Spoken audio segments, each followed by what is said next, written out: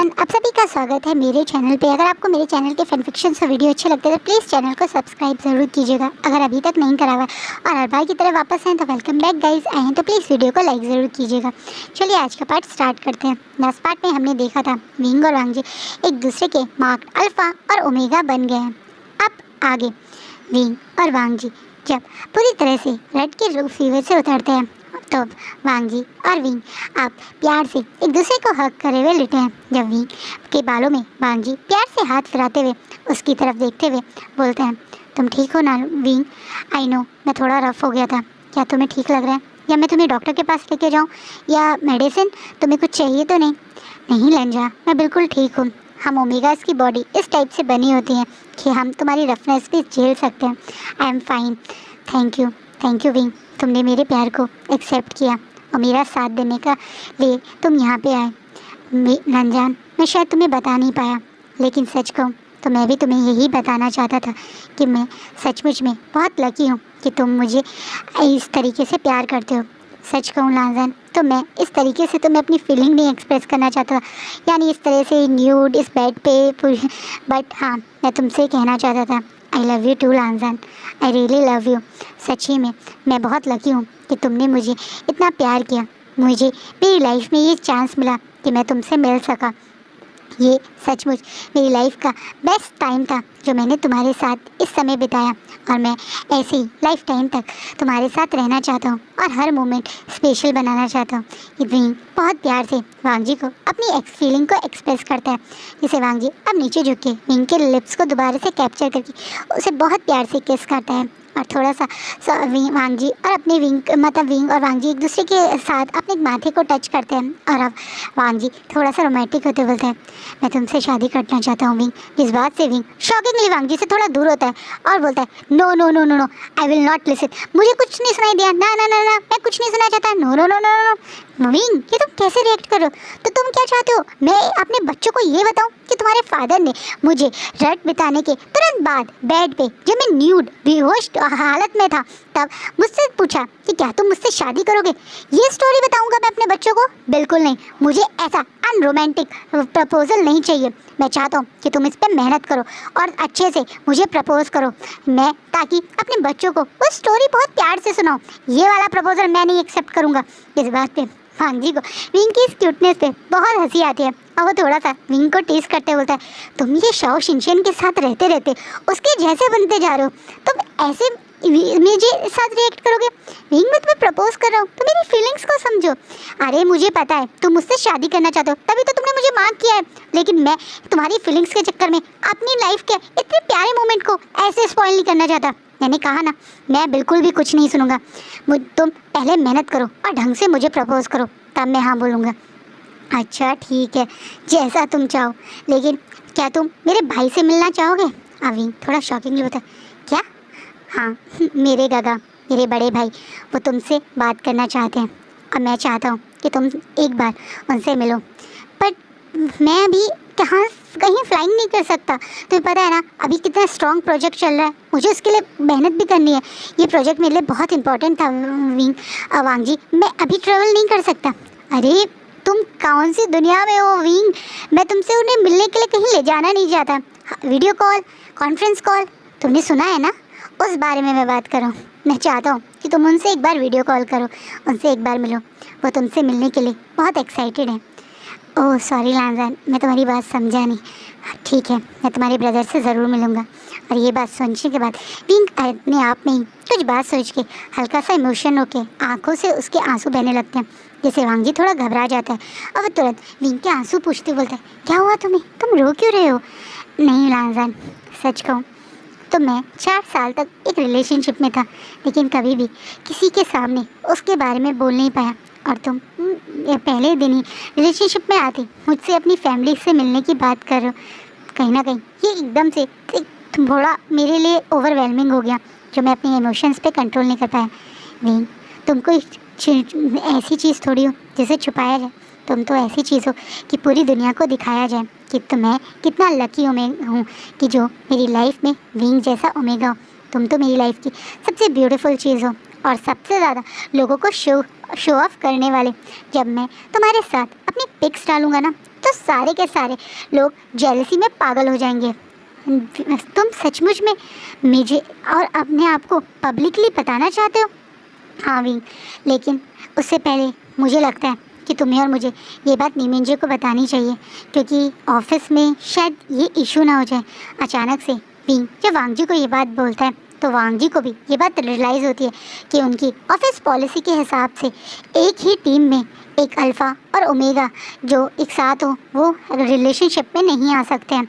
उसका भी एक बहुत बड़ा कारण है, क्योंकि एक साथ मान लो जब उसे हीट आया करेगी तो वो दोनों के दोनों एक साथ गायब हो जाया करेंगे और इस तरीके से पूरी टीम पे इफेक्ट पड़ेगा। इसलिए एक ही टीम के अल्फ़ा और ओमेगा एक साथ एक दूसरे को डेट या एक दूसरे के साथ मेट नहीं बन सकते। जब वांग जी को ये बात याद आती है तो बोलता है, तुमने सही कहा विंग, हमें इस बारे में सबसे पहले नीमिंजे गा से बात करनी चाहिए।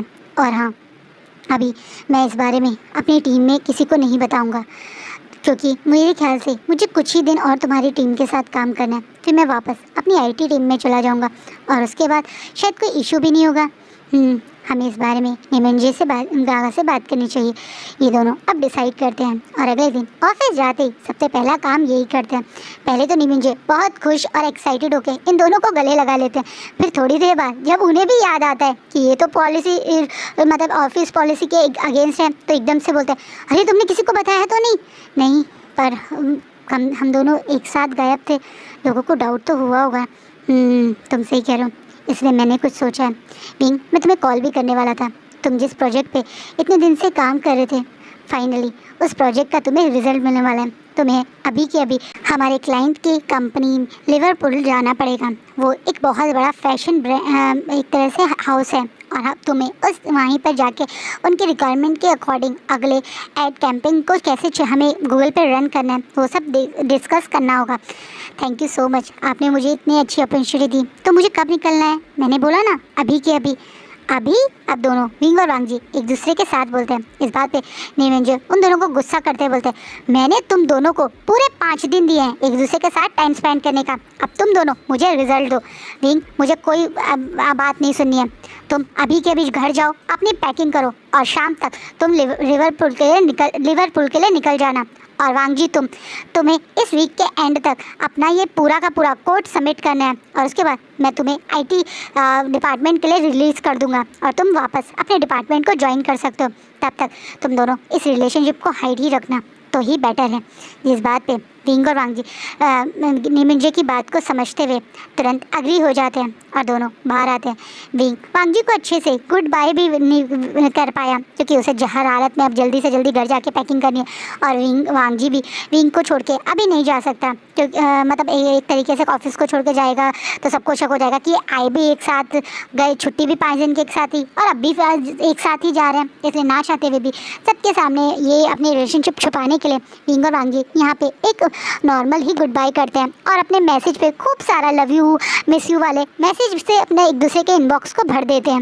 वहीं वांग जी विंग को अब घर आके मिस कर रहे हैं। वो अब अपने खाली घर को देख रहे हैं, खासकर इन 5 दिन के बाद तो इस समय ये खाली घर वांग जी को जैसे खा रहा हो ऐसा फील हो रहा है, क्योंकि कहीं ना कहीं ये 5 दिन वो अपने प्यारे से ओमेगा के साथ था और उन दोनों ने कितना सारा क्वालिटी टाइम स्पेंड किया।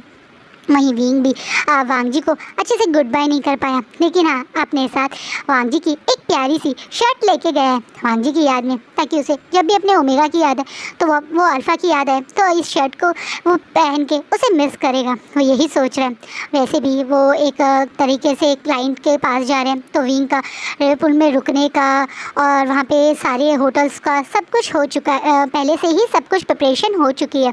इसलिए विंग वहाँ पे जाके सिर्फ सीधा उस होटल में पहुंच जाता है जहां ऑलरेडी उसका एक टीममेट जॉश पहुंच चुका है। जॉश और विंगी अब कल उस क्लाइंट से मिलने जाएंगे। जब वो लोग वहां पहुंचते हैं तो जॉश को तो वो क्लाइंट बहुत अच्छे से मिलता है, लेकिन विंग से वो थोड़ा रूडली ही बिहेव करता है। जो चीज़ जॉश को और विंग को कुछ अच्छी तो नहीं लगती, लेकिन विंग जानता है उसकी एज को देखकर लोग उसे सीरियस नहीं लेते। अभी तो वो सिर्फ 22 ईयर का है, तो सब लोगों को यही लगता है कि अभी वो फ्रेशर है, यंग है, उसे इतना एक्सपीरियंस नहीं होगा, उसे इतनी नॉलेज नहीं है, तो उसे ऐसे ही क्लाइंट्स मतलब डील करेंगे। इसलिए विंग तो ज़्यादा रिएक्ट नहीं करता। लेकिन जब क्लाइंट मतलब विंग को एक कुछ फॉर्म्स फिल करके के लिए काम दे देता है तो जॉश थोड़ा गुस्सा भी करता है, लेकिन विंग जानता है कि ये उनकी प्रोजेक्ट के लिए बहुत इंपॉर्टेंट है, और अगर वो जॉश को ये अपनी सारी रिक्वायरमेंट अच्छे से बता देंगे तो उससे भी काम हो जाएगा। इसलिए वो चुपचाप से उन फॉर्म्स को लेकर, जहाँ पे बाकी फ्रेशर्स मतलब हर कंपनी में कुछ फ्रेशर्स तो ट्रेनिंग करते ही हैं, बाकी फ्रेशर्स के साथ चला जाता है। जॉश थोड़ा सा कोशिश भी करता है कि वो क्लाइंट को समझाए कि विंग एक टैलेंटेड पर्सन है और वो कोई फ्रेशर नहीं बल्कि उनकी कंपनी का परमानेंट एम्प्लॉय है। लेकिन उसके बावजूद जैसे वो एक तरह से क्लाइंट सुनने के लिए रेडी ही नहीं है, इसलिए वो ज़्यादा विंग की हेल्प नहीं कर पाता। अब विंग वहाँ जाके देखता है छोटे छोटे से 4-5 डेस्क हैं और उनके ऊपर ऐसे ही बहुत सारी फाइल्स रखी हुई हैं, जिसमें उन सबको यही फॉर्म्स का एक तरह से एनालाइज करना, उन्हें फिर रिपोर्ट बनाना, लैपटॉप पे उनकी एंट्री करना, ये सब ही काम कर रहे हैं जो विंग को दिया हुआ है। जिस चीज़ से विंग ज़्यादा कुछ रिएक्ट ना करके वहाँ पे बिजी हो जाता है। वहीं एक और इस पूरी फ्रेशर की टीम में एक और यंग सा चाइनीज़ ओमेगा बैठा हुआ है, जिसे देख के विंग सोचता है कि क्यों ना उससे बात करी जाए, और आगे जाके उस पर्सन से हेलो करके अपना हाथ आगे बढ़ाता है। लेकिन ये पर्सन तो अपने आप में बहुत ही अकड़ू है, क्योंकि विंग को देख के एक्सक्यूज़ मी, क्या मैं आपको जानता हूँ करके उस विंग को बहुत ही अजीब से एक्सप्रेशन देता है, जिसे विंग थोड़ा सा स्माइल करके बोलता है एक्चुअली आप भी शायद चाइना से हैं, मैं आपके फेस को देख के बता सकता हूँ, इसलिए मैंने सोचा मैं भी आपसे आके बात कर लूँ। यस, मैं चाइना से हूँ, बट मैं पूरी तरह से चाइनीज़ नहीं हूँ, मैं हाफ़ चाइनीज़ और हाफ़ ब्रिटिश हूँ। सो आई थिंक मैं ज़्यादा चाइना के बारे में जानता नहीं हूँ, और मुझे लगता है कि मैं आपसे तो कहीं से भी रिलेटेड नहीं हूँ। प्लीज़ आप अपना काम जाके कीजिए और मुझे मेरा काम करने दीजिए। ये पर्सन डायरेक्टली विंग को इग्नोर करके अपने काम में लग जाता है। विंग को ये ओमेगा बहुत अकड़ू लगता है, लेकिन विंग कुछ ज़्यादा रिएक्ट नहीं करता और वहाँ बैठे रहता है। विंग महसूस करता है कि इस ओमेगा को बाकी सारे अल्फ़ा बहुत वैल्यू कर रहे हैं। ये दिखने में काफ़ी ब्यूटीफुल है और काफ़ी स्मार्टली खुद को कैरी करा हुआ है। जैसे शाओ शिनचैन है एक सोशल बटरफ्लाई, ये भी कुछ ऐसा ही है। वैसे भी इसके सारे काम इसके बिना बोले बाकी सारे अल्फ़ा कर रहे हैं। वहीं विंग को कुछ और अजीब भी नोटिस होता है, जिस तरीके से सारे अल्फ़ा इसको एक्स्ट्रा इम्पोर्टेंस दे रहे हैं, इसको एक्स्ट्रा हेल्प कर रहे हैं आगे बढ़ के। ये चीज़ बाकी फीमेल्स मतलब जो भी फीमेल्स और मेल ओमेगाज हैं उन्हें अच्छी नहीं लग रही है। इनडायरेक्टली वो बार बार इसकी बिचिंग कर रहे हैं। विंग को ये चीज़ अच्छी नहीं लगती, क्योंकि विंग ने देखा इस ओमेगा ने खुद आगे से जाके इन सारे अल्फ़ा उसको अप्रोच नहीं किया, बल्कि ये अल्फ़ा खुद उसके पीछे पीछे आ रहे हैं। यहाँ तक कि इनमें से कुछ अल्फ़ा ने विंग को भी ट्राई किया, लेकिन विंग ने डायरेक्टली ये बोल के कि वो एक मार्क ओमेगा है कह के उन्हें बिल्कुल अपने से दूर कर दिया, और वो भी दोबारा विंग के पास नहीं है। लेकिन ये पर्सन उनकी अटेंशन को अच्छे से एंजॉय कर रहे हैं। कहीं ना कहीं विंग को इसके लिए थोड़ा सा कंसर्न होता है, क्योंकि जिस तरीके से बाकी सारे ओमेगास इसके बारे में बिचिंग कर रहे हैं, उनकी बातों से विंग को साफ महसूस हो रहा है कि ये ओमेगास इस मतलब बाकी ओमेगास इस चाइनीज़ ओमेगा के साथ कुछ गड़बड़ ना कर दें। इसलिए विंग थोड़ा सा कंसर्न शो करते हुए लंच टाइम में दोबारा से उस पर्सन के पास जाता है और बोलता है मेरा नाम व्यूशान है, और आपका? एक्चुअली मैं सिर्फ फ्रेंड्स को अपना नाम बताता हूँ, and I don't think so हम लोग कलीग्स या फ्रेंड्स हैं। आप दूसरे साइड से आए हैं ना, यानी हमारे ऑफिस में आप जॉब नहीं करते, तो मैं आपको अपना नाम नहीं बताऊंगा। आई मस्ट से तुम्हारे पास बहुत एटीट्यूड है, लेकिन मैं तुम्हें एक छोटी सी हेल्प करना चाहता हूँ। मेरे ख्याल से जिस तरीके से तुम उन अल्फ़ा के साथ रिएक्ट कर रहे हो, उनकी हेल्प ले रहे हो, मेरे बाकी ओमेगास को ये चीज़ अच्छा नहीं लग रहा है। एक्सक्यूज़ मी, तुम होते कौन हो मुझे ज्ञान देने वाले? अब पहली बात, मैंने उन अल्फ़ा को नहीं बोला कि वो मुझे ये अटेंशन दे, वो खुद मुझे आगे से ये अटेंशन दे रहे हैं। और दूसरी बात, अगर इस चीज़ से कोई जेलस हो भी रहा है तो मुझे उससे कोई फ़र्क नहीं पड़ता है, आई डोंट केयर। और ये बोल के अब वो पर्सन अपना लंच उठा के वहाँ से चला जाता है। इससे पहले विंग उसे कुछ कहता या फॉलो करता, जॉश विंग के पास आ जाता है। और विंग को बताता है कि अब उसे यहाँ पे रुकने की कोई ज़रूरत नहीं है। विंग का काम, जब जॉश ने उस पर्सन को दिखाया, मतलब उनके हेड को दिखाया, तो वो पर्सन भी शॉक हो गया क्योंकि विंग ने बिल्कुल जैसा वो चाह रहा था उस हिसाब से पूरे के पूरे एड कैंपेन पे काफ़ी वर्क किया है और वो चीज़ कहीं ना कहीं विंग की क्रिएटिविटी को भी काफ़ी अच्छे से शो कर रहा है। इसके बाद जॉश ने तुरंत विंग को अपने साथ उस हेड से मिलवाने ले गया और वह उसके बाद जब विंग ने उस हेड की बात सुनकर एक छोटा सा अपनी साइड से कहते हैं ना लेआउट बना के दिखाया कि हम ऐसा ऐसा कर सकते हैं, तो वो पर्सन काफ़ी खुश हो गया और उसने विंग और जॉश को कुछ दिन मतलब अगले दिन भी आकर इसे डिटेल में डिस्कस करने का कह दिया, जिसे विंग और जॉश बहुत खुश होके वहाँ से बाहर निकल रहे हैं और बहुत ज़्यादा खुश है। विंग खुश है कि कम से कम उन लोगों को विंग के टैलेंट से खुशी हुई, वहीं जॉश खुश है कि उसने अपने दोस्त को सिर्फ लंच टाइम तक ही परेशान होने दिया और बाद में वो अपने साथ ही रखा है। ये दोनों वापस अपने होटल में जाते हैं। होटल में आते ही विंग वांग जी से फ़ोन का वेट कर रहा था और जैसे ही वो होटल आता है वो वांग जी को हल्का सा मैसेज भी डाल देता है कि वो होटल पहुंच गया और वहीं वांग जी तुरंत विंग को वीडियो कॉल करता है और बोलता है, आई एम सॉरी विंग, मैं तुम्हें ठीक से गुड बाय भी नहीं कर पाया, पर तुम्हें पता है ना अब मैं भी जल्द से जल्द इस कोड को सबमिट करके तुम्हारे पास आना चाहता हूँ। वांग जी तुम यहाँ नहीं आ सकते, हम ऑलरेडी अभी लीव पे थे। I know but I miss you, मुझे बहुत याद आ रही है मेरी क्यूट से ओमेगा की। विंग तुम्हें मेरी याद नहीं आ रही? वांग जी अब थोड़ा चीज़ी वे में विंग से बोलता है, जैसे विंग बोलता है, ओ प्लीज़ ट्रांसैट, हम बड़े हो गए, हम मैच्योर हो गए, तुम ऐसी बातें मत करो, मुझे बहुत अजीब लग रहा है, तुम मुझसे नॉर्मल बातें करो जैसे हम करते हैं। अच्छा तो तुम्हें नॉर्मल बात करनी है तो सुनो, तुम अपने साथ साथ मेरे कपड़े क्यों ले गए? मुझे वो पहननी थी ड्रेस, मुझे मेरी शर्ट पहननी थी। अरे वो मेरे बॉयफ्रेंड की शर्ट है इसलिए मैं ले गया। क्या मैं अपने बॉयफ्रेंड की एक शर्ट भी नहीं ले सकता? इतना कंजूस है मेरा बॉयफ्रेंड कि मुझे अपनी एक शर्ट भी नहीं दे सके हम। कहीं ना कहीं अब विंग और वांग जी एक शर्ट पे बातें करने लगे और वो विंग जो भी थोड़ी देर पहले वांग जी की इस स्वीट सी और प्यारी सी बातों को से इरिटेट हो रहा था, अब उसे गुस्सा आ रहा है कि क्यों वांग जी उससे ऐसी बातें कर रहा है, स्वीट और प्यारी बातें क्यों नहीं कर रहा। कहीं ना कहीं वांग जी और विंग अपनी मस्ती में मगन है। विंग बड़े आराम से वांग जी से काफ़ी देर की बात करने के बाद रेस्ट करता है और अगले दिन वो फिर से जॉश के साथ उसी जगह मतलब फैशन बैंड वाली जो कंपनी थी वहाँ पहुँच जाते हैं। आज पूरा दिन जॉश और विंग एक साथ मतलब जहाँ पे बाकी सब लोग काम करते हैं, इनकी मार्केटिंग टीम वहीं पर बैठ के पूरा दिन काम करते हैं। पूरा दिन विंग और जॉश अच्छे से सारा काम करते हैं। इवनिंग में जब जॉश और विंग ऑफिस से बाहर ही निकल लेते तब विंग एक बार वॉशरूम जाने के लिए जॉश को वेट करने के लिए कहता है। जब विंग वॉशरूम के अंदर आता है तो उसे रियलाइज़ होता है कि कोई रो रहा है।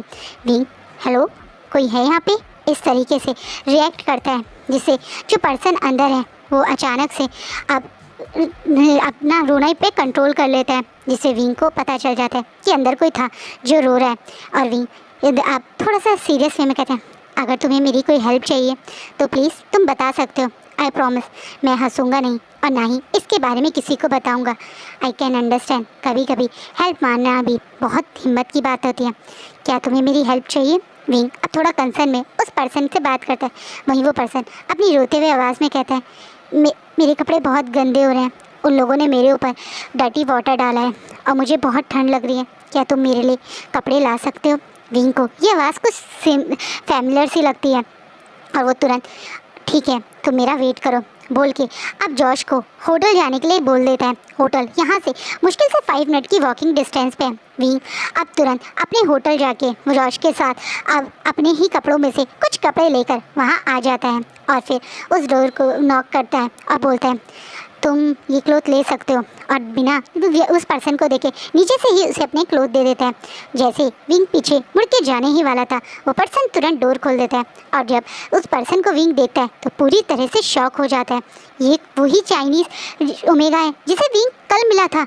इसकी ये हालत, इस पर्सन को बहुत बुरी तरह से किसी ने पीटा है और यहाँ तक कि इसके ऊपर गंदी मतलब जिससे पूरा बाथरूम क्लीन होता है ना, पोछे वाला जो पानी होता है जिसमें बहुत ज़्यादा स्मेल आती है, आप समझ सकते हो। वॉशरूम में कई बार पॉट से बाहर भी लोग बाथरूम कर देते हैं, तो उस जगह के एरिया को जो साफ़ करते हो तो उसमें कितनी गंदी स्मेल आती है। ऐसे गंदी स्मेल का पानी इसके ऊपर डाल दिया जिसे विंग घबरा के इस पर्सन को देखता है। वो पर्सन तुरंत विंग के सामने ही बेहोश होकर गिर जाता है है जिससे विंग बहुत ज़्यादा घबरा जाता है और हेल्प हेल्प करके ज़ोर ज़ोर से चीखने लगता है। विंग के चीखने के कारण वो सिक्योरिटी गार्ड भी उस तरफ दौड़ते हैं और ये लोग मिलकर अब उस पर्सन को हॉस्पिटल लेके जा।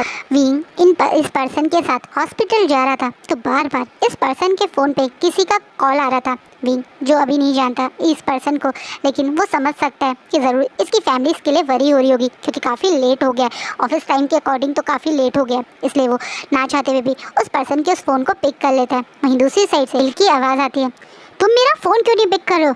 डू यू नो मैं कब से तुम्हें कॉल कर रहा हूँ, कहाँ हो तुम? सॉरी, आप जिसे कॉल पे बात करना चाह रहे हैं वो इस समय अब इस हालत में नहीं है। एक्चुअली हम उन्हें लेके हॉस्पिटल आए हैं। वहीं अब उस हॉस्पिटल के बारे में उस पर्सन को इन्फॉर्म कर देता है और ये भी बता देता है कि ये पर्सन अभी मतलब एक तरीके से बेहोश है और ये लोग उसे लेके हॉस्पिटल ऑलमोस्ट पहुंच गए हैं। जिस चीज़ से वो जो पर्सन दूसरी साइड था, जो मतलब मेल दूसरी साइड से बोल रहा था, वो बहुत ज़्यादा घबरा के मैं अभी आता हूँ प्लीज़ आप उसके पास ही रहना, ये बोल के फ़ोन कट कर देता है। कहीं ना कहीं विंग को बुरा लग रहा है इसके लिए कि क्यों ये एक मासूम सा छोटा सा ओमेगा इस तरह बुली का शिकार बन गया।